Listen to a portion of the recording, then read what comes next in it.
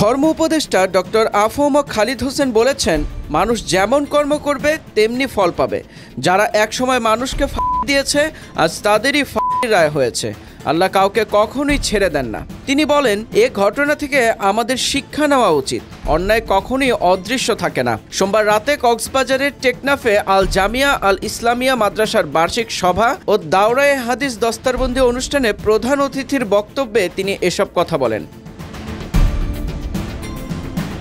Doctor Khalid Hossain আরও বলেন, অতীতের অন্যায় ইতিহাসের হাতে ধরা পড়ে। ক্ষমতার ঔদ্ধত্য নয়, ন্যায়, সত্য, নৈতিকতার পথে চলার মধ্যেই মুক্তি। ইয়াবা ব্যবসা নিয়ে তীব্র ক্ষোভ প্রকাশ করেন তিনি বলেন, ইয়াবা ব্যবসা করবেন না, ইয়াবা বিক্রি করবেন না, এগুলো হারাম। এই খেয়ে সমাজে খুনি, অশান্তি, পরিবারে ভাঙন তৈরি হচ্ছে, থেকে দূরে থাকুন। তিনি বলেন, তরুণ প্রজন্মকে থেকে বাঁচাতে পরিবার, ধর্মীয় প্রতিষ্ঠান ও রাষ্ট্র সবার সম্মিলিত উদ্যোগ জরুরি।